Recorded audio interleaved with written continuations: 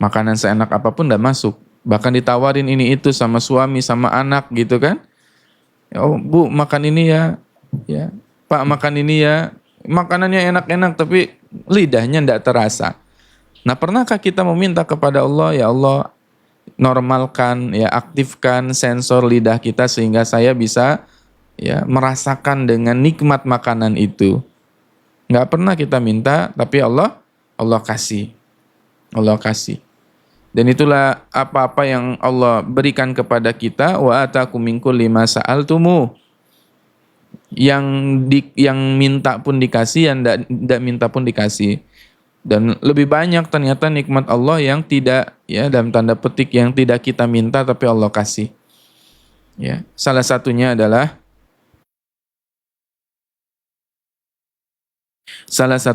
nikmat bisa hadir di bulan Sya'ban, yang mana 30 hari lagi insyaallah kita sama-sama memasuki bulan Ramadan.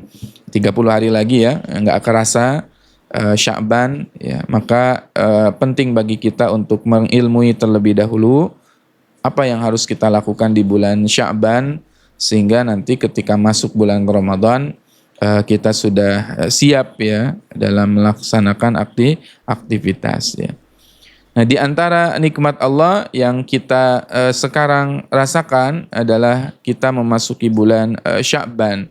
Lalu kita akan pelajari apa-apa sunnah-sunnah ya yang ada di dalam bulan Sya'ban, apa-apa yang bisa kita lakukan di bulan Sya'ban, sehingga insya Allah kita bisa melaksanakan ibadah dengan ilmu di bulan Sya'ban yang Rasulullah Shallallahu Alaihi Wasallam seringkali bersabda menyebutkan bahwasanya bulan Sya'ban ini adalah bulan yang seringkali dilupakan oleh manusia.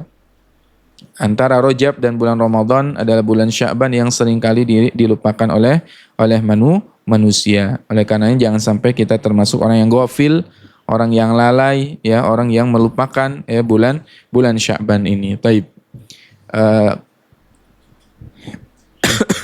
Yang pertama kita akan bahas dulu terkait dengan definisi dari bulan Sya'ban. Ya, definisi dari bulan Sya'ban. Dinamakan Sya'ban itu diambil dari lafaz sya'bun ya. Diambil dari kata sya'bun. Artinya kelompok ya. Atau syu'ab ya. Syu'ab itu ya kelompok ya. Atau golongan ya. Kenapa dinamakan kelompok atau golongan ya? Karena pada saat itu ya orang-orang bangsa Arab itu berpencar-pencar. Ya, tasya'ab. Mereka itu berpencar-pencar ya. Untuk apa? Untuk mencari sumber air. Kenapa mereka mencari sumber air? Karena bulan Ramadan itu adalah bulan identik dengan bulan yang panas atau musim kemarau kalau di kita ya.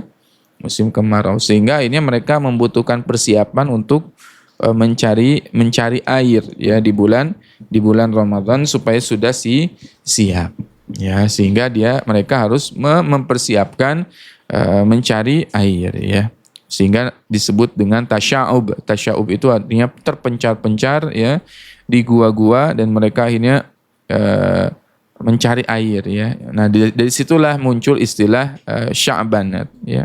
Sya'ban ya. Kemudian ya, di bulan tersebut ya berada di antara dua bulan mulia, bulan Sya'ban itu yaitu bulan Rajab dan bulan Ramadan.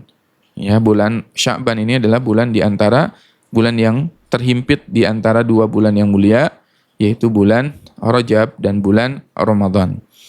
Ya. Kemudian Al-Hafiz Ibnu Hajar rahimahullahu taala berkata, dinamakan Sya'ban karena sibuknya mereka untuk mencari air atau sumur setelah berlalunya bulan Rajab yang mulia. Ya, jadi mereka sibuk mengumpulkan air. Nah, sekarang kan kita udah nggak perlu lagi nyari air. Air di sini bisa kita kiaskan dengan apa? Membasahi jiwa kita dengan air ruhani. Ya, membasahi hati dengan ruhiyah ya. mempersiapkan dengan ibadah, ya. Apa saja nanti ibadah yang bisa kita lakukan, insya Allah kita akan kaji pada kesempatan pagi hari ini. Ya, kenapa? Karena hati itu butuh disiram. Ya, hati itu butuh disiram. Ya, seperti Allah selalu mengumpamakan hati itu seperti tanah. Ya, mengumpamakan hati itu seperti tanah.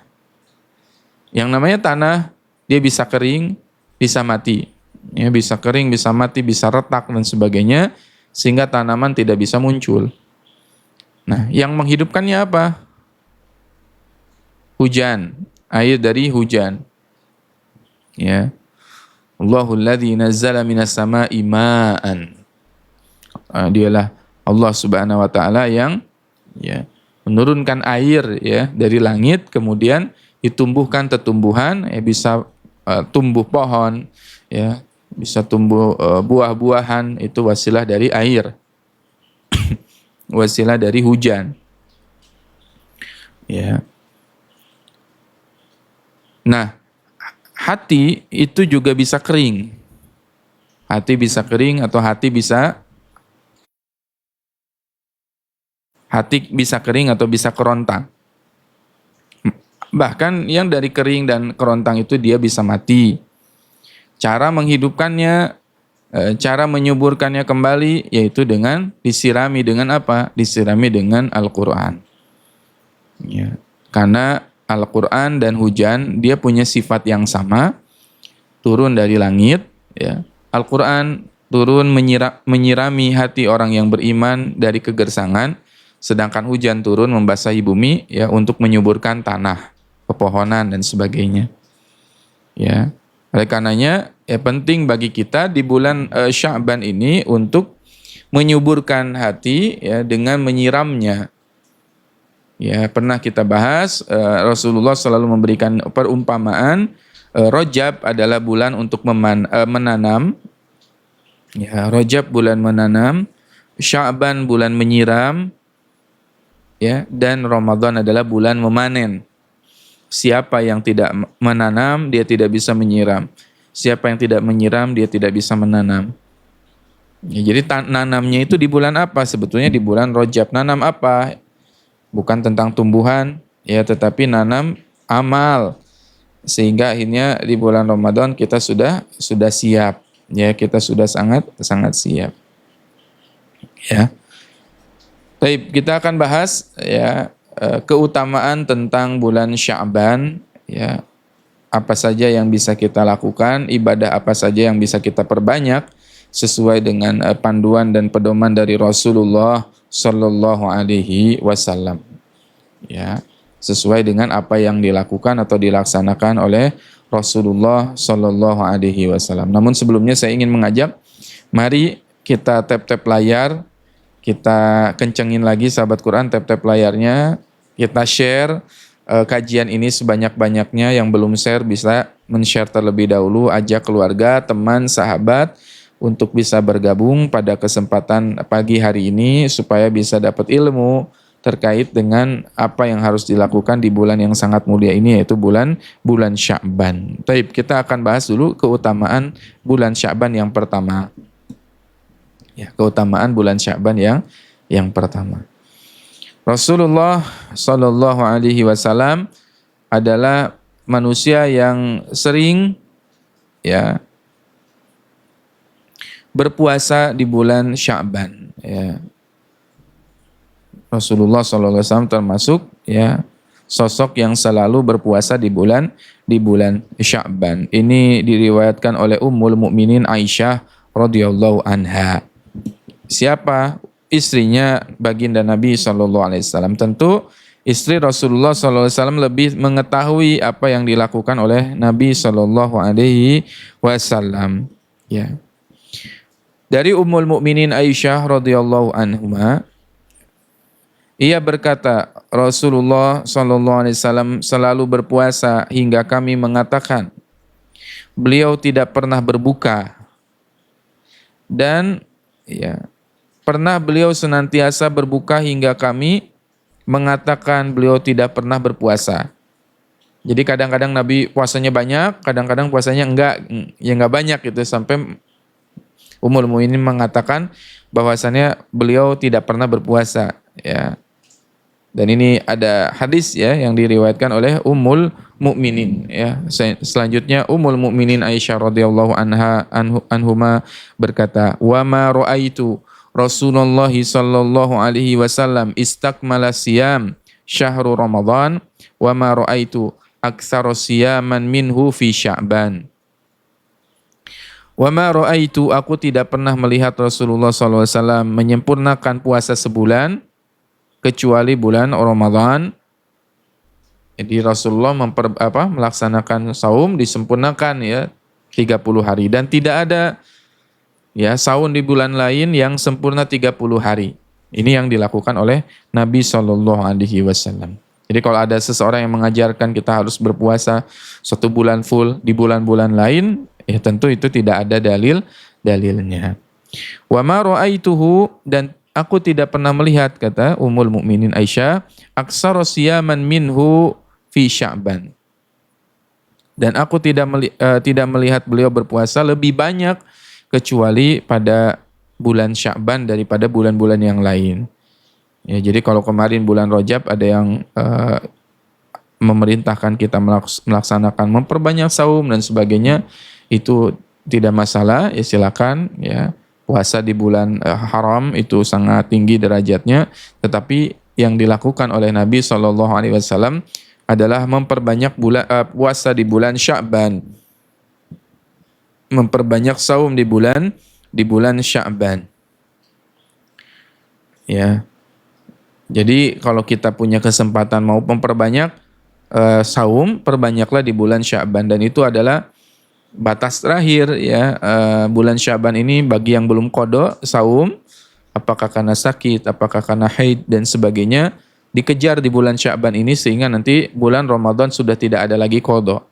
Sudah lunas hutangnya. Bagaimana seseorang bisa melaksanakan yang ibaratnya yang wajibnya itu ya harus diselesaikan dulu. Qada harus diselesaikan dulu sebelum masuk bulan Ramadan. Mumpung hari ini masih awal-awal bulan Sya'ban, yuk masih ada 30 hari lagi. Bagi yang punya hutang silakan diqada ya, dilunasi hutangnya ya, sehingga nanti masuk bulan Ramadan sudah siap insyaallah. Kemudian kita lihat hadis dari Abu Salamah ya. An Abi Salamah, dari Abu Salamah, anna Aisyah radhiyallahu anha haddatsathu, bahwasannya Ummul Mukminin Aisyah radhiyallahu anha pernah menceritakan kepadanya ya, qalat, dia berkata, lam yakunin nabiyyu sallallahu alaihi wasallam yasumu syahran aksara min Sya'ban ya, aksara min Sya'ban. Nabi sallallahu alaihi wasallam tidak pernah berpuasa pada 1 bulan yang lebih banyak ya, yang lebih banyak ya daripada bulan Sya'ban. Jadi Nabi SAW memperbanyak puasa sunnah di bulan Sya'ban. Nah, bisa nanti dengan teknisnya dengan Daud ya, atau Senin Kamis dan sebagainya diperbanyak ya. Kemudian beliau berpuasa pada bulan Sya'ban. Ya. Bahkan di dalam hadis wa kana yasumu Sya'ban kulluh. Ini di hadis yang lain disebutkan bahwasannya Nabi pernah melakukan puasa di bulan Sya'ban sepenuhnya. Semuanya ya 30 hari itu begitu ya. Tapi nanti lihat ada catatan, syarat dan ketentuan berlaku. Ya, syarat ketentuan berlaku. Kemudian Nabi SAW bersabda, ya, wa kana yaqul khudhu minal amali ma tatiqun. Khudhu minal amali ma tutiqun. Kata Nabi SAW, lakukanlah amal, ya, amalan-amalan sunnah semampu kalian. Ya, kalau kita mampunya demikian, ya lakukan itu. Ya. Kemudian sesungguhnya, ya, fa innallaha la yamallu hatta tamallu. Fa innallaha la yamallu hatta tamallu. Karena sesungguhnya Allah itu tidak pernah merasa bosan sampai kalian bosan.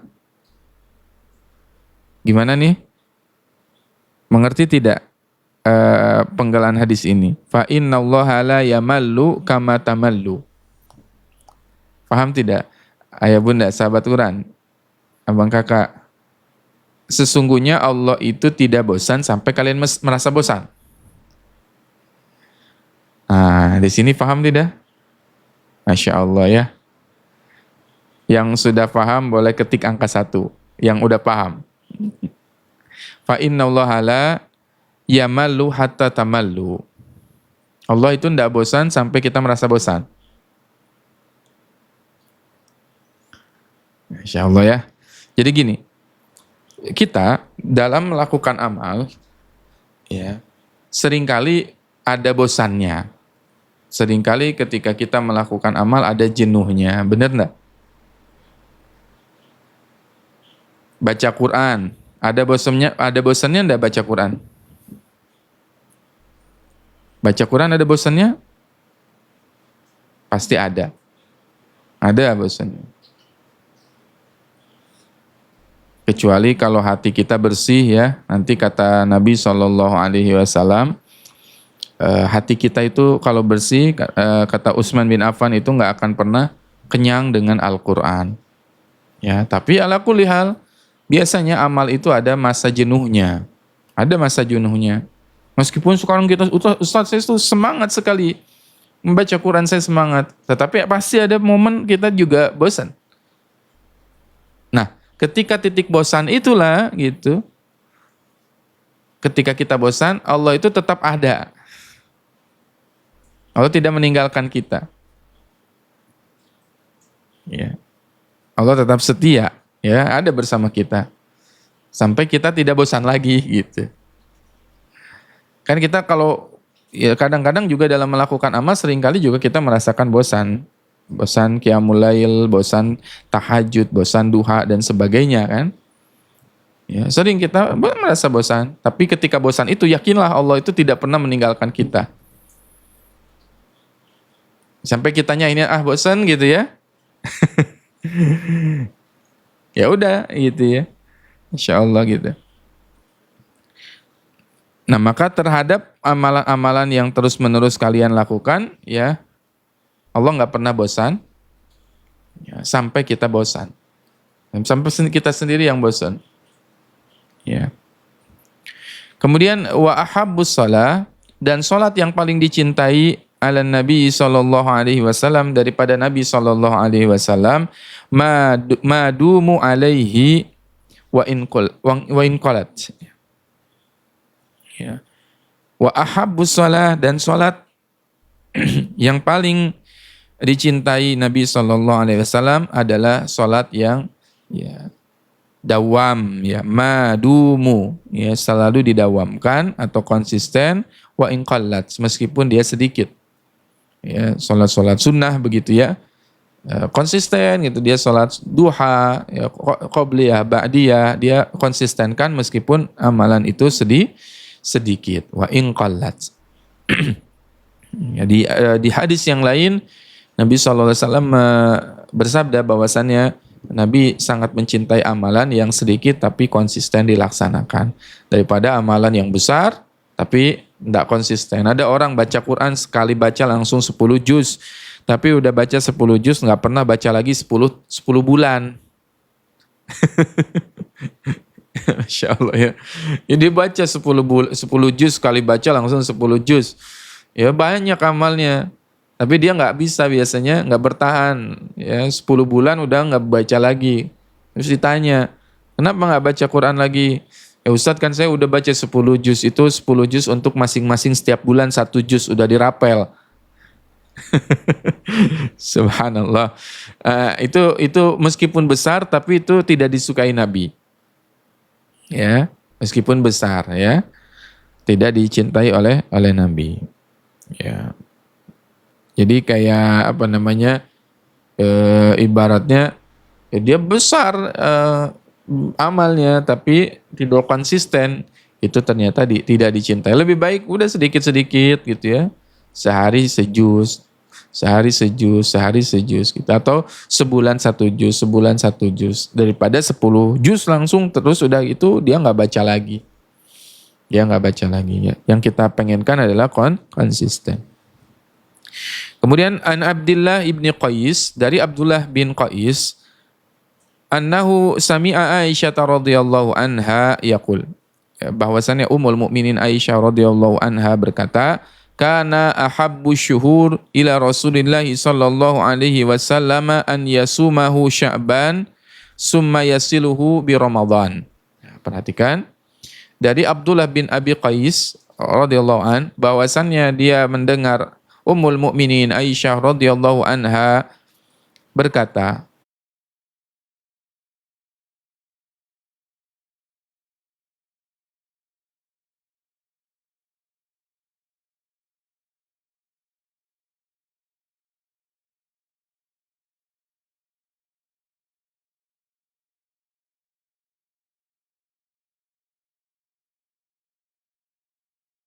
akhirnya menyambungkan puasa di bulan itu dengan puasa bulan Ramadan. Disambungkan antara Sya'ban dan bulan Ramadan. Sya'ban dan bulan Ramadan disambungkan. Baik. Ini keutamaan yang pertama. Jadi keutamaan bulan Sya'ban yang pertama apa sahabat Quran? Keutamaan yang pertama bulan Sya'ban. Amalan yang bisa dilakukan di bulan Sya'ban apa?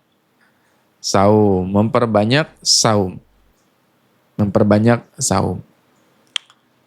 Saya lebih suka memakai term atau memakai kata, jangan dibiasakan puasa ya.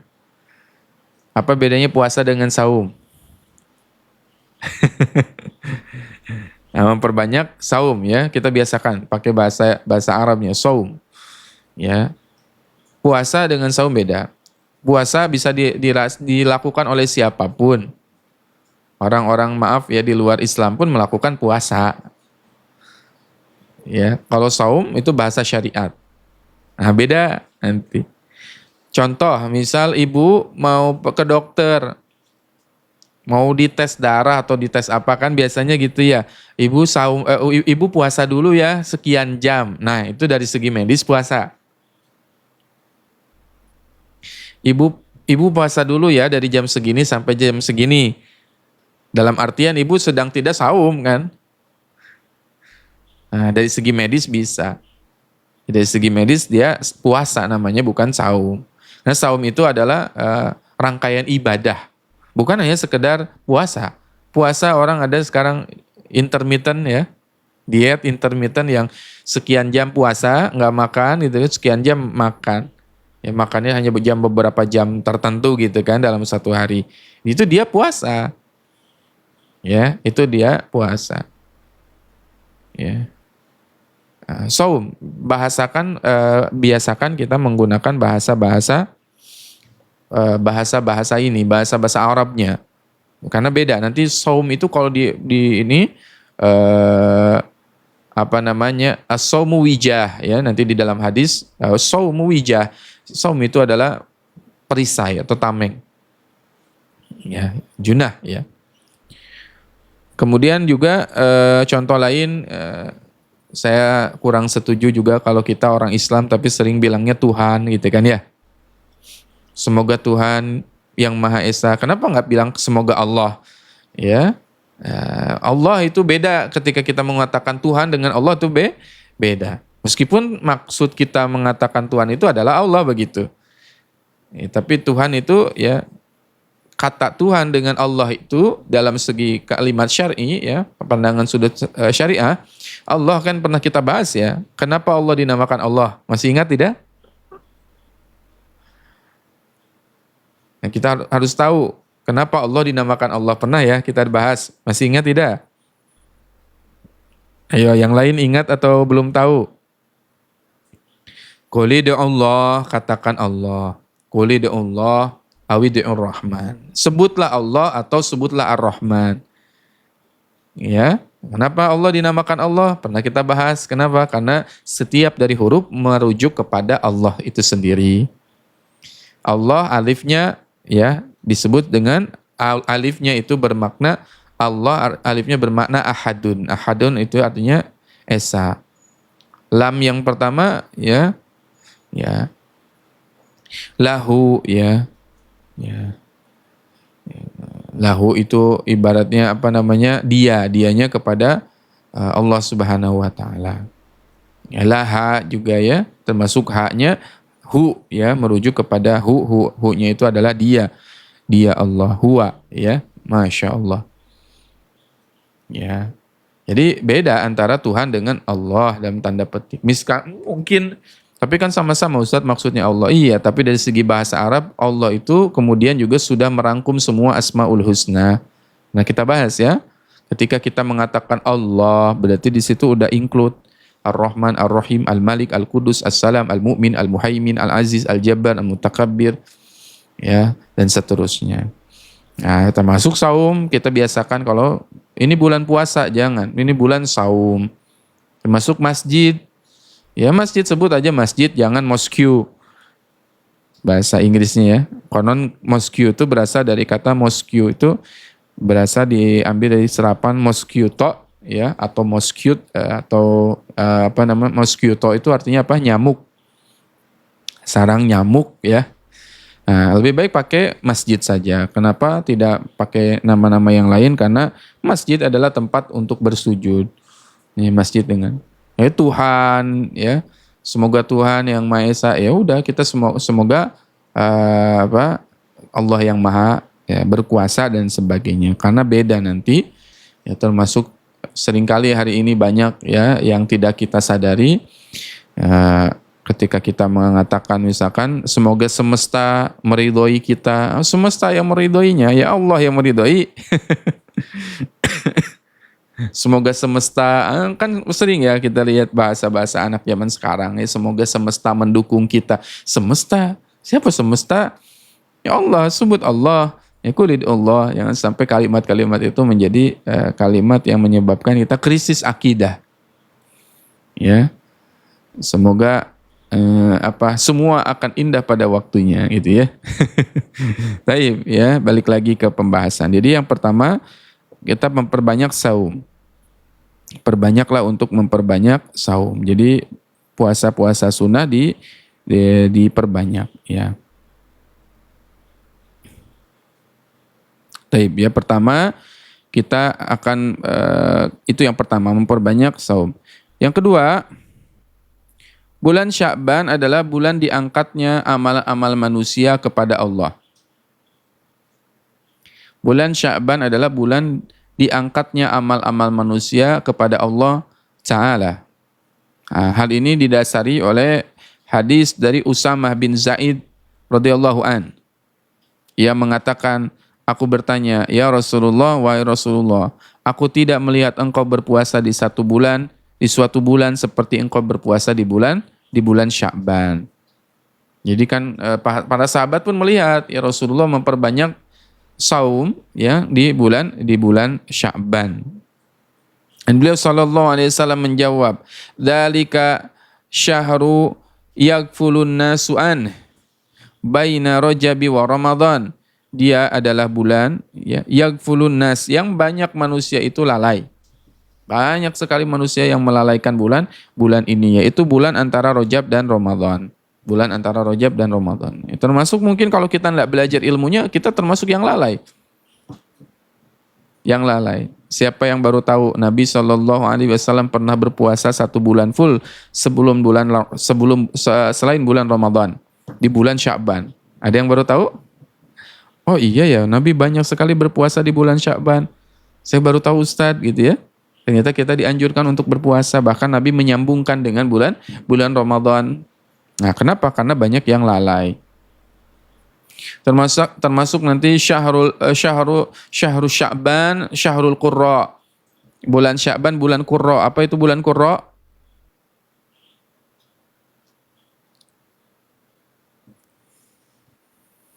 Bulan Qurra.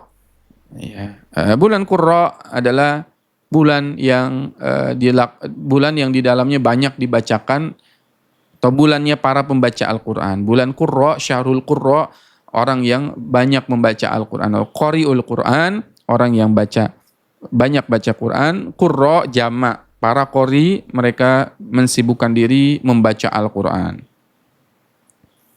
menghatamkan Quran di bulan Sya'ban, sejak bulan Sya'ban, ya, sejak bulan Sya'ban. Dzalika syahru yaghfulun nasu'an baina Rajab wa Ramadan. Itu adalah bulan yang terletak di antara bulan Rajab dan bulan Ramadan. Wa huwa syahru tarfa'u fihi al-a'malu ila rabbil alamin. Dan dia adalah bulan ya diangkatnya amal, ya, diangkatnya al-amal kepada Allah Ta'ala. Jadi bulan Sya'ban ini adalah bulan diangkatnya amal. Amal catatan kita dalam 1 tahun itu dikumpulkan, setelah itu nanti disetorkan kepada Allah Subhanahu wa taala, dan itu terjadi di bulan Sya'ban. Tapi ada pengecualian. Nah, kecuali untuk siapa? Ada orang-orang yang mereka tidak akan diangkat amalnya kepada Allah Subhanahu wa taala, tidak dilaporkan, tidak bisa terangkat amalnya. Ada yang tahu siapa? Orang yang tidak bisa terangkat amalnya. Nah, siapa nih? Orang yang nggak diangkat amalnya itu, nah, salah satunya adalah orang yang bermusuhan. Orang yang bermusuhan. Jika ada orang yang bermusuhan di bulan itu, di bulan Sya'ban dia musuhan, maka dia tidak akan dinaikkan amalnya, tidak dinaikkan. Kalau dinaikkan, ya dinaikkan, belum tentu juga diterima kan, yang namanya disetorkan belum tentu diterima. Bisa jadi diterima, bisa tidak diterima. Yang diangkat, apalagi yang tidak diangkat. Yang diangkat saja nggak ada jaminan diterima, begitu prinsipnya. Ya, yang diangkat pun belum tentu diterima, apalagi yang tidak diangkat, sama sekali nggak diangkat, ditahan di langit gara-gara dia bermusuhan. Ini betapa buruknya dampak bermusuhan, ya, betapa buruknya dampak bermusuhan, ya, sesama Muslim. Ada pernah terjadi sahabat Al-Quran yang dimuliakan oleh Allah Subhanahu Wa Taala, ada kondisi. Sebetulnya ya Lailatul Qadar, contoh di bulan Ramadan ya, Lailatul Qadar itu ma'ruf, dia itu diketahui asalnya. Tanggal sekian, waktunya kapan, itu Rasulullah pernah mau memberitahu kepada para sahabat ya, kapan Lailatul Qadar itu. Kapan Lailatul Qadar itu? Rasul pernah mau keluar dari Masjid Nabawi, mau keluar. Kemudian Rasulullah ingin memberitahu, ya, ingin menyebarkan tanggal sekian itu nanti Lailatul Qadar. Pas keluar masjid ternyata ada 2 orang yang bermusuhan. 2 orang laki-laki bermusuhan. Rasulullah meminta agar orang tersebut memaafkan. Ya, yang bermusuhan itu saling bermaafan. Setelah diminta, yuk silakan bermaafan dan sebagainya, gara-gara yang salah satu di antara mereka kekeh, ya, bersikeras tidak mau memaafkan satu sama lain, akhirnya Nabi mengurungkan niat untuk memberitahu Lailatul Qadar itu kapan terjadi. Ya nggak jadi, Nabi marah ya kepada 2 orang yang yang bermusuhan itu. 2 orang yang bermusuhan. Ditahan tuh, jadi kita rugi sampai detik ini tuh, gara-gara 2 orang yang berantem itu kita nggak dapat berkahnya, nggak jadi tahu kapannya Lailatul Qadar itu, gara-gara 2 orang yang bermusuhan. Lihat betapa buruknya dampak permusuhan, dilakukan hanya 2 orang tapi efeknya kemana-mana. Nah, termasuk kita kalau misalkan ya ada pernah salah berbuat gesekan, ada gesekan dengan orang lain atau musuhan dengan orang lain, segera minta maaf, segera clearkan, ya, bersihkan hati, sehingga nanti ketika masuk bulan Ramadan sudah siap, ya. Dan nggak ada lagi penyakit hati, kotoran di dalam hati kita. Karena yang memberatkan kita dalam beribadah itu kita punya dosa. Ya, dosa itu memberatkan langkah kita, dosa itu memberatkan perjalanan kita. Itu dosa. Ya, memberatkan amal, memberatkan langkah kita, memberatkan ibadah itu dosa. Ya, maka minta maaf, maafkan, minta maaf, maafkan, minta maaf. Kalau ada orang salah ke kita, kita maafkan. Kalau kita pernah buat salah, minta maaf. Ustadz, tapi saya nggak salah, dia yang memusuhi saya. Nggak apa-apa, untuk sekarang minta maaf aja. Ya, turunkan ego kita daripada amalan kita nggak dinaikin. Ya, nah, daripada amalan kita nggak dinaikkan ke langit, rugi. Selama 1 tahun kita beribadah ternyata ditolak, dia nggak diangkat. Kenapa? Karena kita bermusuhan, kan sayang ya. Nah, lebih baik kita gugurkan ego lah, sekali setahun kita minta maaf ke dia. Tapi dia yang salah Ustadz. Itu dia, justru itu. Dia yang salah, kita yang minta maaf, pahalanya lebih besar lagi. Ya, pahalanya lebih besar lah, lebih besar lagi. Ya, Masya Allah. Ya, maka memang ini penting bagi kita untuk segera islahul qalb, ya, insyirahus sadr, lapangkan hati, ya, perbaiki hati kita sebelum masuk ke bulan Ramadan. Dan di Indonesia seringkali ada tradisi maaf-maafan itu di bulan Syawal. Ya, kita minta maaf itu kan di bulan Syawal ya. Minal aidin wal faizin, mohon maaf lahir dan batin, mohon maaf lahir dan batin ya, gitu kan di bulan Syawal itu. Bahas lebaran. Ya, padahal dianjurkannya meminta maaf tuh di bulan ini, bulan Sya'ban. Sebelumnya. Ya, sebelum minta maaf, Japri, WA kirim ya dan sebagainya, ya, minta maaf. Saya pernah ada sesuatu yang mengganjal di hati saya. Saya nggak mau masuk ke bulan Ramadan masih bawa luka ini atau masih bawa sesuatu yang mengganjal ini, ada ganjalan di hati. Dan kita harus jujur sama diri kita. Ada nggak kita dengan orang itu ganjalan di hati? Kalau terlalu ekstrim, penyakit hati mah terlalu ekstrim ya. Saya bilangnya ada sesuatu yang mengganjal tidak di hati dengan orang tersebut. Nah, kalau ada yang mengganjal berarti ada sesuatu yang nggak clear. Ya, ada sesuatu yang nggak clear. Ada yang mengganjal berarti di situ ada dosa. Dan kata Nabi SAW, dosa itu adalah sesuatu yang membuat hati kamu itu resah dan gelisah. Dan dosa itu adalah sesuatu yang ya tidak mau diketahui oleh orang banyak. Tidak mau diketahui oleh orang banyak. Ada tidak? Kalau masih ada, ayo sekarang maafkan, ya, bersihkan, islah. Ya, sama teman kita, sahabat kita, keluarga kita. Ustadz, kalau orang itu kita minta maaf sama dia, terus orang itu nggak mau memaafkan, gimana? Ada kejadian nggak? Ada kejadian nggak? Kita minta maaf sama orang lain, tapi orang itu nggak memaafkan kita. Ada? Ini banyak kayaknya ya yang komen ada Ustadz. Ya, Masya Allah. Nah, ini perlu kita edukasi juga. Jangan sampai kita termasuk salah satunya. Jangan sampai kita pelakunya. Ada orang datang minta maaf ke kita, terus kita nggak mau memaafkan. Ustadz, saya nggak mau memaafkan dia. Saya akan tuntut dia sampai di akhirat. Allahu Akbar. Itu betapa beratnya itu. Membawa dendam yang lama itu. Sampai akhirat nanti. Sekarang aja kita masih hidup. Belum nanti masuk kubur, belum nanti dibangkitkan dan sebagainya. Dia bilang, saya akan bawa ini, saya akan tuntut di akhirat nanti. Berat itu, perkataan itu. Itu setan yang membuat kita tidak ridho, setan yang membuat kita dendam, jengkel dan sebagainya. Lebih baik ikhlaskan, maafkan, walaupun memang mungkin berat ya. Mungkin berat. Tapi nanti orang yang tidak mau memaafkan itu, dia akan masuk, namanya ada satu daerah ya, ketika kita bebas melewati sirat ya, ketika bebas lewat sirat nanti ada namanya satu daerah yang namanya kontorah. Ya, kontorah.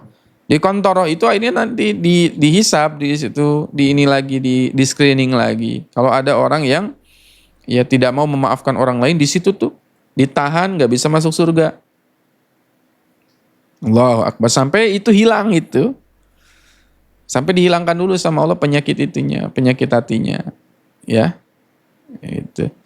Jadi urusan orang lain memaafkan kita atau tidak itu urusan dia, tapi tugas kita memaafkan. Setelah kita minta maaf dan saya minta maaf dan saya maafkan kamu, urusan dia nggak mau memaafkan, urusan dia itu urusan dia dengan Allah. Tugas kita selesai dan hati kita wallahi plong. Hati kita enak, hati kita nyaman ya. Tadinya aduh gitu ada yang ngeganjel nggak disampaikan, sampaikan. Saya minta maaf barangkali ada salah dan sebagainya. Ya minta maaf, minta keikhlasan, minta keridhoannya dan dikelirkan ya insya Allah nanti kalau sudah clear insya Allah kita bisa bahagia. Bahagia itu kita yang milih. Ya bahagia itu kita yang milih. Hati kalau dia terlalu banyak menyimpan kedengkian, hati kalau dia banyak menyimpan penyakit, nanti dari hati itu akan berubah menjadi penyakit fisik. Penyakit fisik. Oleh karenanya Nabi SAW selalu mengatakan, ya ayyuhan nas, qad ja'atkum mau'idhatum mir rabbikum wa shifaa'un lima fis sudur wa hudaw wa rahmatul lil mu'minin. Ya ayyuhan nas, wahai manusia. Ya. Qad ja'akum mau'idhatum mir rabbikum. Telah datang kepada kalian mau'idhah, ya. Mau'idhatun min rabbikum, petunjuk dari Allah Subhanahu wa taala, nasihat dari Allah Subhanahu wa taala. Jadi hubungan korelasi penyakit jiwa ya, penyakit fisik dengan hati itu sangat berkaitan. Kenapa? Yang dituju oleh Allah Subhanahu wa taala dalam melakukan penyembuhan adalah hati yang disebut mau'idhatun min rabbikum wasyifa'ul lima fis sudur. Syifa lima fis sudur. Penyembuh bagi apa yang ada dalam hati. Jadi yang kalau kita mau sembuh nih, ayah bunda, kalau lagi sakit, apa yang harus kita sembuhkan? Ya, apa yang harus kita sembuhkan? Pertama kali, kalau mau kita sembuh penyakit itu, syifa'ul lima fis sudur. Hatinya dulu yang harus disembuhkan. Hati yang harus dituju. Ya, karenanya kalau kita main ke Turki, ayah bunda, ya di dekat Masjid Sulaimaniyah itu ada namanya di Turki itu Bimaristan. Di Turki itu ada yang namanya apa? Bimaristan. Bimaristan itu adalah sebuah konsep rumah sakit yang dibangun oleh Kesultanan Turki Utsmani pada saat itu, di mana yang sakit itu ya ada nanti satu ruangan khusus di dalamnya dibacakan Quran. Selalu dibacakan Quran. Bahkan maaf untuk orang yang gila, yaitu rumah sakit jiwanya selalu dibacakan Quran di dalamnya. Kenapa disembuhkan lewat sini? Lewat hatinya dulu. Ya, Masya Allah. Bimaristan namanya ya. Nah, Bimaristan. Masya Allah. Sampai Bimaristan itu kita merindukan zaman dulu ya. Zaman keemasan, kejayaan Islam. Pada saat itu dengan konsep Bimaristannya. Islam punya konsep Bimaristan. Islam punya konsep apa? Rumah sakit.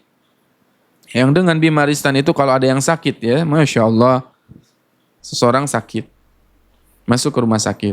Otomatis kalau misalkan dia kepala rumah tangga, dia nggak bisa membiayai anak-anaknya, dia nggak bisa apa? Nggak bisa membiayai istrinya, nafkahnya, dia kepala rumah tangga. Maka ketika sakit itu dihitung berapa hari dia sakit. Setelah berapa hari dia sakit, dikonversi dengan emas. Dikasih emas.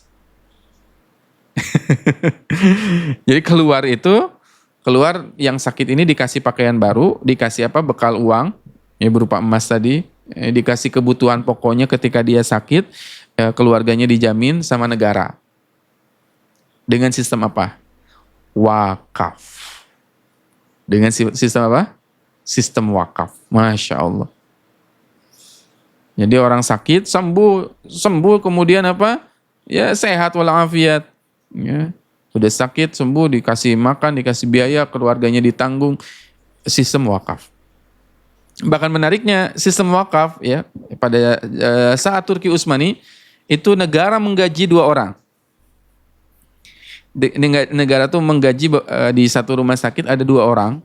Ya, dibayar oleh sistem negara, dibayar dengan sistem wakaf. 2 orang ini datang setiap pagi dan petang. Jadi setiap pagi satu orang berbisik kepada temannya. Ya, satu orang berbisik kepada temannya. Ya. Berbisik. Datang berdua kemudian lihat, wah sepertinya saudara kita ini sudah mau sehat ya. Ya, dari segi wajah sudah mulai berseri-seri ya. Sudah ada sarinya lagi gitu kan. Ah ini sebentar lagi sehat ini. Yang lain bilang, oh iya ya ini kayaknya udah mendingan ya, Masya Allah, semoga ini cepat sembuh dan sebagainya. Semoga Allah ampuni dosa-dosanya dan sebagainya. Dua orang itu. Tugasnya seperti itu aja di rumah sakit setiap hari dan mereka digaji oleh negara. Allahu Akbar. Masya Allah ya. Ya, digaji oleh negara dengan sistem apa? Wakaf. Tujuannya apa? Menumbuhkan optimisme kepada umat.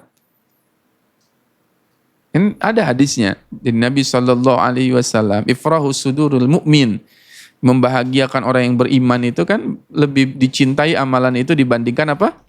Masih ingat hadisnya?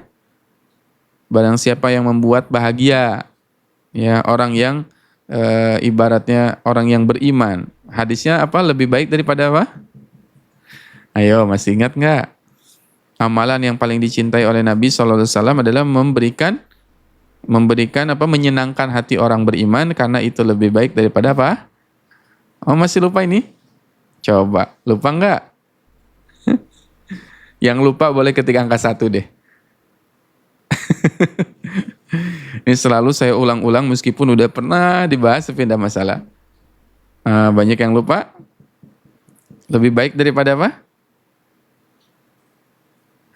Lebih baik daripada i'tikaf di Masjid Nabawi selama satu bulan. Ya. Lebih baik i'tikaf lebih baik daripada i'tikaf 1 bulan di Masjid Nabawi. Itu membahagiakan kaum muslimin. Ya, jadi istilahnya kita ya yang seperti itu dibayar oleh wakaf, ya. Dibayar ya oleh wakaf. Dibayar oleh wakaf. Masya Allah. Itu dibayar oleh negara. Ya, sistem wakaf. Nah, hari ini ya kita masih jauh ya dari sistem bimaristan yang dulu pernah dilakukan oleh kaum muslimin, tetapi ya tidak masalah lah, mudah-mudahan kita bisa menginisiasi ya. Amin ya rabbal alamin. Taib. Yang ketiga, ya, memperbanyak puasa di bulan Sya'ban itu sangat membantu badan dan hati untuk lebih siap dalam menyambut bulan Ramadan. Ya, tapi ada syarat dan ketentuannya. Ingat apa? Ada syarat dan ketentuan berlaku. S dan K berlaku. Syarat dan ketentuan berlaku. Apa ketentuannya? Apa syaratnya? Nah, insya Allah kita akan bahas ya. Insya Allah kita bahas. Sahabat Al-Quran yang dimuliakan oleh Allah, saya ingin mengajak terlebih dahulu bagi sahabat Al-Quran yang baru bergabung pada kesempatan pagi hari ini, ya. Di sini ada yang baru bergabung tidak? Yang baru masuk ke room ini, alhamdulillah. Ya, jangan lupa yang baru bergabung untuk follow terlebih dahulu akun ini dengan cara mengklik tombol ikuti di pojok kiri atas yang berwarna merah. Ya, supaya bisa terus mendapatkan kajian kita setiap harinya. Supaya kita bisa terus belajar setiap hari, belajar tadabbur Al-Quran, belajar kajian Al-Quran setiap harinya, insya Allah mudah-mudahan bisa istiqomah ya. Ya. Yang baru bergabung ada? Masya Allah. Ya, yang baru bergabung ahlan wa sahlan. Semoga Allah Subhanahu wa taala mudahkan ya, istiqomahkan dalam mengkaji Al-Quran. Amin ya rabbal alamin. Baik. Syarat ketentuannya apa Ustaz?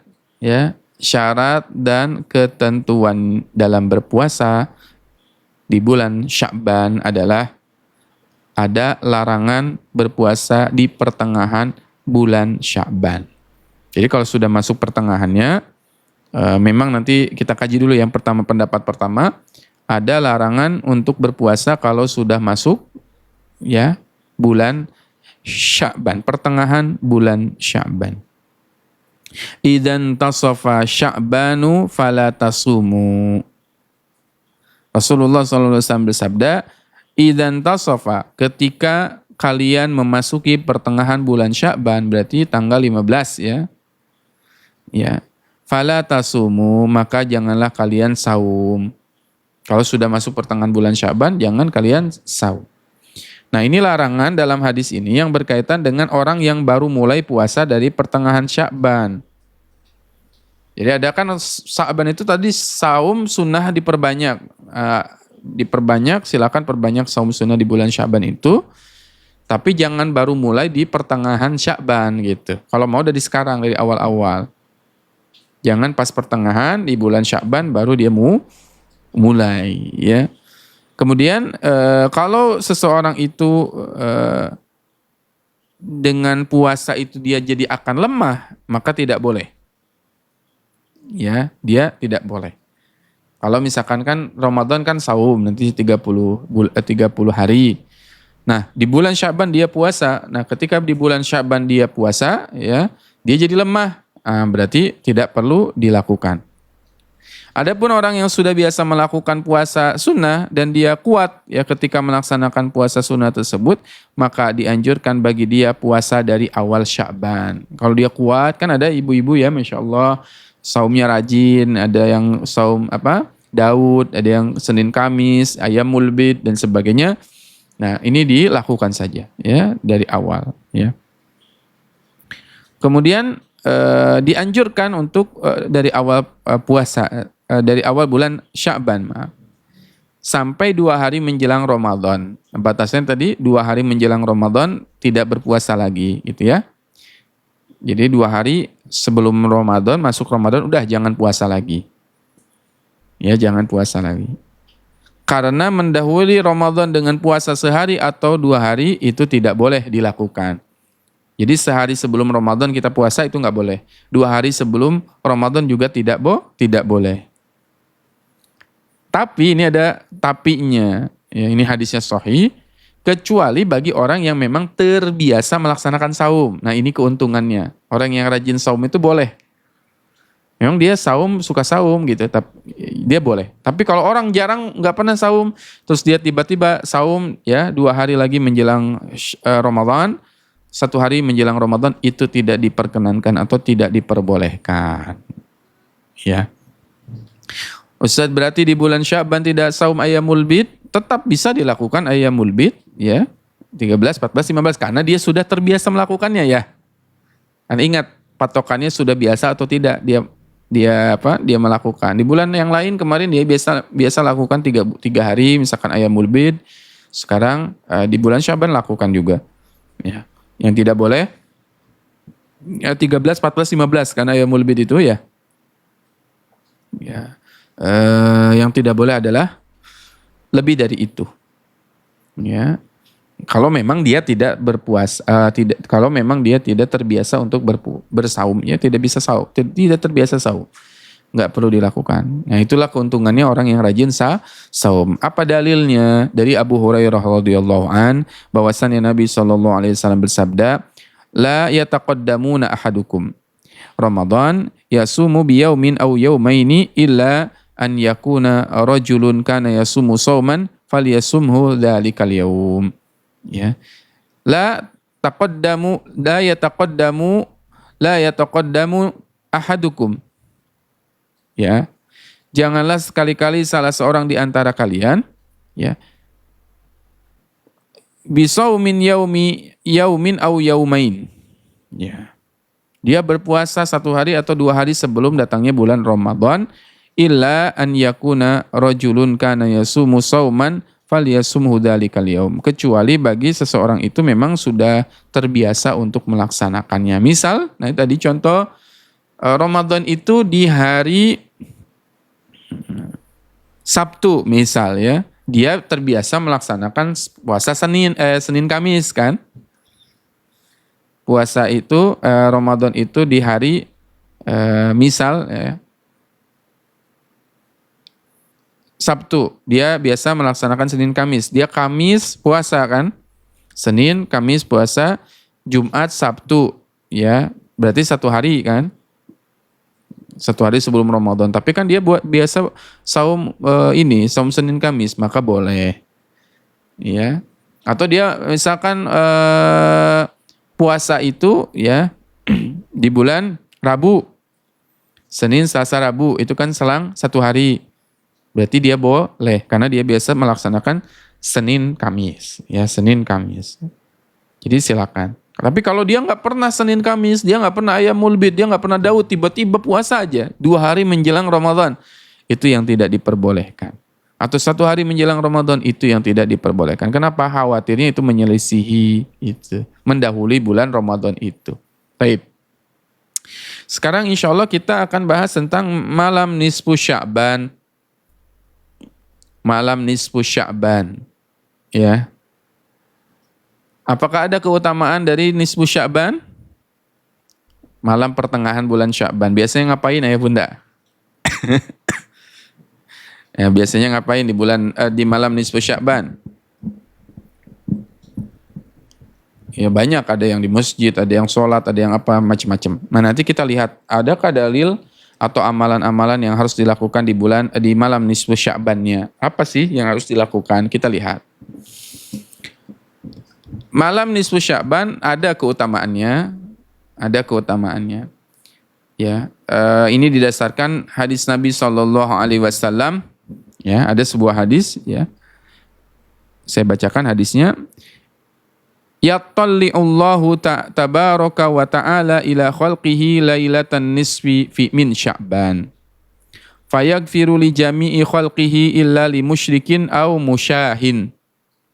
Allah Ta'ala melihat kepada makhluknya pada malam nisfu Sya'ban, pertengahan bulan Sya'ban. Kemudian dia mengampuni semua makhluk, diampuni oleh Allah Subhanahu wa taala semua makhluk. Semua manusia diampuni kecuali satu orang musyrik. Illa li musyrikin. Orang musyrik tidak akan diampuni di malam nisfu Sya'ban. Dan yang kedua, au musyahin. Siapa musyahin? Musyahinin adalah orang yang bermusuhan. Orang yang ada konflik. Orang yang ada konflik satu sama lain.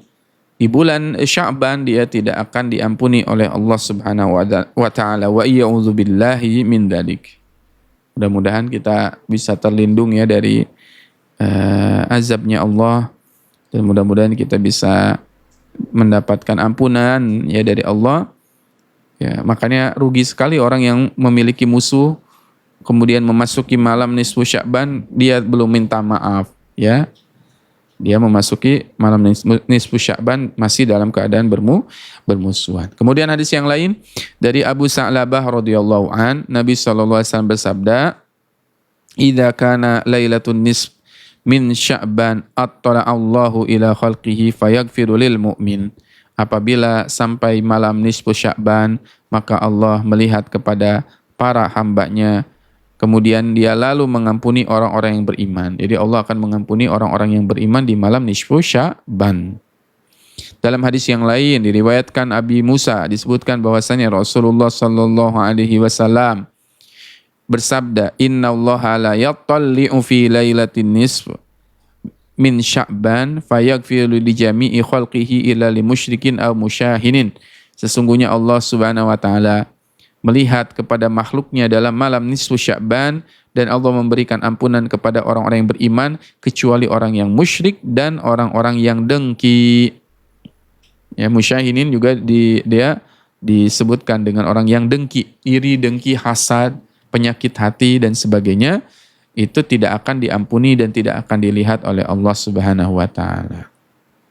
Ya, maka hal ini merupakan kesempatan bagi setiap muslim untuk meraih ridha Allah di bulan Sya'ban ini. Ayo, hilangkan kedengkian, hilangkan iri ya kepada orang yang dekat dengan kita maupun orang yang jauh dengan kita.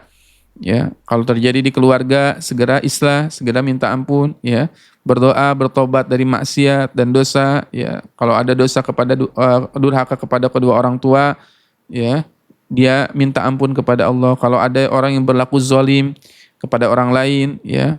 Kalau ada dosa ghibah, namimah, riba ya, mengadu domba ya dan sebagainya, kemaksiatan yang lain, segera taubat kepada Allah, minta ampun kepada Allah Subhanahu wa taala agar Allah membersihkan kita ya. Baik.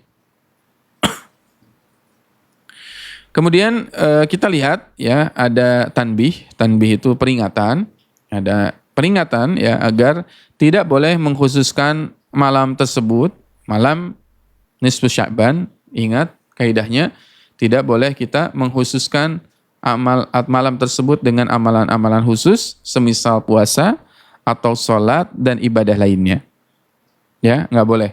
Kita sholat malam nisfu Sya'ban, ngaji malam nisfu Sya'ban, dikhususkan hanya nisfu Sya'ban saja, itu tidak boleh. Kenapa? Karena Nabi SAW dan para sahabat radhiyallahu anhum ajma'in tidak pernah melakukan itu. Jadi ya memang diangkat itu ya, diampuni oleh Allah, dilihat oleh Allah, tetapi tidak boleh diampuni. Tetapi tidak boleh apa? Tidak boleh mengkhususkan ibadah di malam itu. Kalau mau qiyamul lail, silakan qiyamul lail sendiri. Ya, tidak ada sholat malam nisfu Sya'ban begitu ya. Sudah qiyamul lail saja. Kemudian baca Quran saja gitu ya. Baca Quran tidak harus surat tertentu, surat apapun baca malam nisfu Sya'ban, mau baca surat ini, mau baca surat itu, yang penting baca Quran. Ya, sholat malam seperti biasa, sedekah seperti biasa. Kalaupun saum dan bertepatan dengan tanggal nisfu Sya'ban itu bukan diniatkan karena saya pengen saum di nisfu Sya'bannya, bukan. Ya, jangan mengkhususkan karena nanti ada hadisnya. Ya, ada hadis yang batil. Hadisnya batil. Dari Ali bin Abi Thalib radhiyallahu an, bahwasanya Rasulullah sallallahu alaihi wasallam bersabda, apabila datang malam nisfu Sya'ban, maka sholatlah pada malam itu dan puasalah di siangnya. Ini pasti nanti akan kita dengar. Ada penceramah, ada ustadz gitu ya, ada seliweran gitu, ada fiti di TikTok dan sebagainya. Pasti ada nanti ya, coba nanti lihat di nisfu Sya'ban. Pasti ada yang bikin video dan sebagainya dengan dalil ini. Apabila datang malam nisfu Sya'ban, maka sholatlah pada malam itu dan puasalah di siangnya. Sesungguhnya Allah tabaraka wa ta'ala pada malam itu turun ke langit dunia sejak terbenamnya matahari. Lalu dia berfirman, ketahuilah orang yang meminta ampunan maka akan diampuni.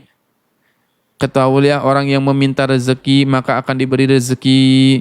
Siapa yang sakit pasti akan disehatkan. Siapa yang begini, begitu, pasti akan didapatkan sampai terbit matahari. Sampai terbit matahari. Wahadihi, dan hadis ini adalah hadis yang dusta. Dusta, bohong. Masya Allah, subhanallah. Hadisnya dusta. Dan itu dia berdusta atas nama Rasulullah sallallahu alaihi wasallam. Dan diriwayatkan ini riwayatnya ya oleh Ibnu Majah nomor 1388. Di sanadnya ada yang bernama Abu Bakrah bin Abdullah bin Muhammad bin Abi Syabrah Al-Qurashi Al-Amiri Al-Madini, dan Imam Az-Zahabi berkata dalam kitabnya Al-Mizan didhaifkan oleh Al-Bukhari dan selainnya. Gitu ya. Jadi hati-hati kalau sering kita mendengar malam-malam nisfu Sya'ban ada keutamaan sedemikian rupa, tidak ada kecuali tadi. Ya, hadis-hadis sahihnya cuman mengatakan Allah mengampuni ya orang yang beriman kecuali orang yang musyrik dan orang yang bermusuhan. Cukup segitu saja, tidak perlu sholat ini tambahi sholat ini, baca Yasin sekian kali putaran begitu ya. Niat Yasin pertama niatnya untuk rezeki, Yasin kedua niatnya untuk apa dan sebagainya. Tidak boleh kita mengkhususkan dalil ya, mengkhususkan malam-malam tertentu untuk melakukan ibadah. Ya, Syekh Abdul Aziz bin Baz rahimahullah taala berkata, seandainya mengkhususkan ibadah pada malam nisfu Sya'ban tersebut disyariatkan, tentu malam Jumat itu lebih utama daripada malam-malam selainnya. Yang lebih utama tuh malam Jumat ya. Setiap malam Jumat itu lebih utama ya. Sebab hari Jumat merupakan hari yang paling agung berdasarkan dalil-dalil yang sahih. Karena ketika Nabi SAW memperingatkan umatnya dari mengkhususkannya dengan sholat malam, maka hal itu menunjukkan bahwa malam selainnya lebih utama ya untuk dilaksanakan itu. Begitu ya. Jadi mudah-mudahan sudah paham nanti ketika malam Lailatul Qadar dan malam-malam lain di bulan Ramadan disyariatkan untuk dihidupkan dengan ibadah. Kan ada dalilnya. Di bulan Ramadan Lailatul Qadar hidupkan malam, ya. Tapi kalau malam nisfu Sya'ban dia tidak ada ya dalilnya. Ya, kalaupun ada pasti Rasulullah sudah melakukan itu. Ya, pasti sudah dilakukan itu. Dan seandainya malam nisfu Sya'ban, malam Jumat pertama di bulan Rajab atau malam Isra Mi'raj disyariatkan untuk menghususkan dengan perayaan dan ibadah tertentu, tentu Nabi SAW lebih menganjurkannya.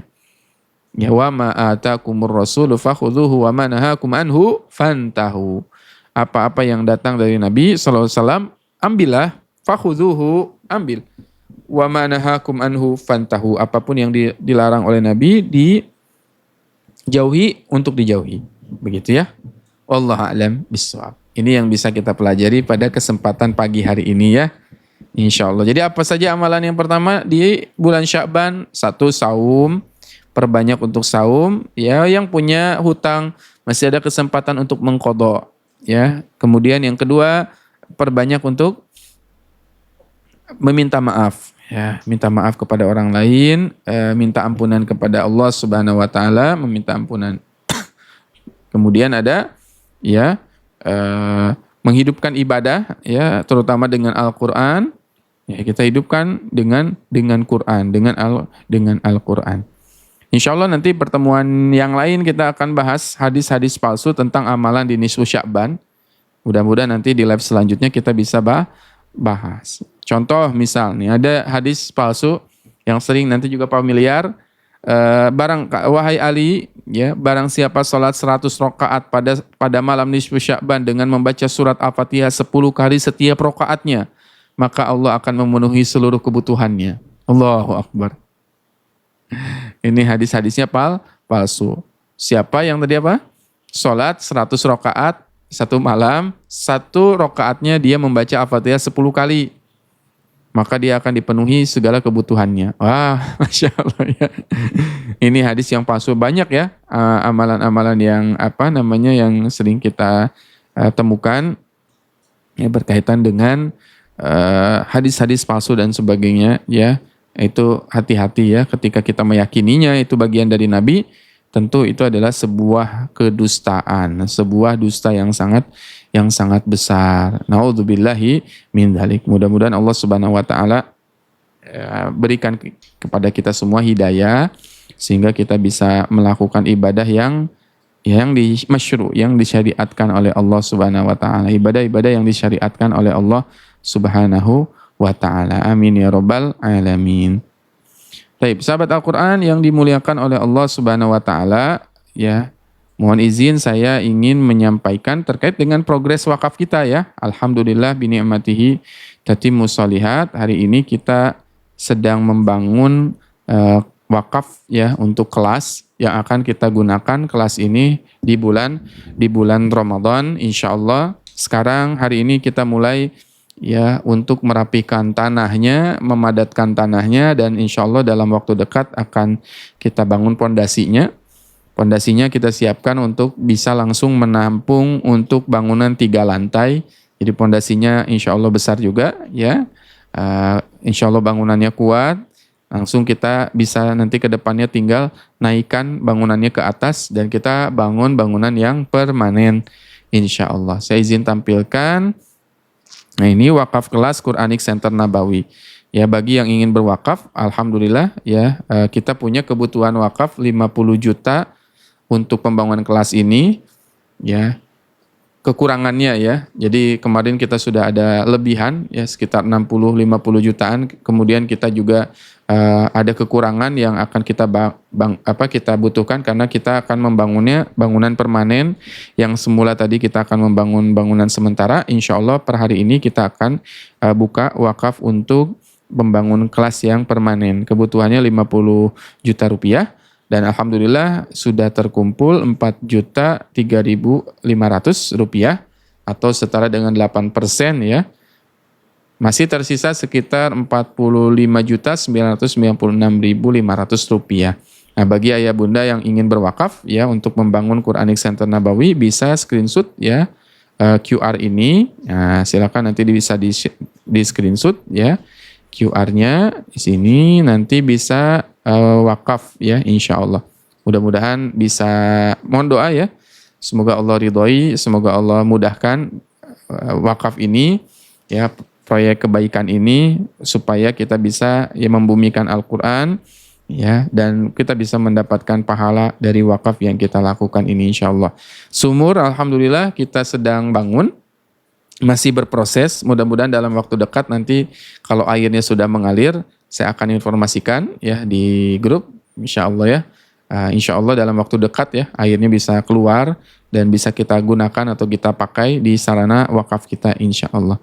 Jadi akan paralel pembangunannya, sumurnya dibangun, ini pun mulai berjalan, nanti sumur selesai, kemudian ruang kelas pun insya Allah jadi ya, sehingga kita bisa menikmati di bulan Ramadan insya Allah ya. Alhamdulillah kita juga hari ini kita berkolaborasi juga dengan Ustadz Gifari ya, Masya Allah kita hari ini ya berkolaborasi dengan Ustadz Gifari untuk sama-sama membuat wakaf kelas ini.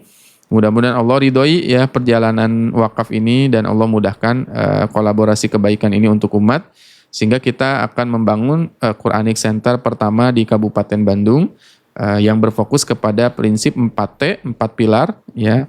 Pilar T-nya pertama adalah tahsin Al-Qur'an. Nanti kita perbaiki bacaan Al-Qur'an ya di umat itu. Dari tahsinnya, pemberantasan buta hurufnya, itu nanti Ustadz Gifari yang akan mengisi kajiannya ya, membina dan sebagainya, termasuk modul yang beliau buat ya. Kita sudah lama terapkan di Quranic Center Nabawi. Nanti kita akan sama-sama fokus ke tahsinnya sama beliau. Nanti selain tahsin ada tahfiz Al-Quran, menghafal Al-Quran.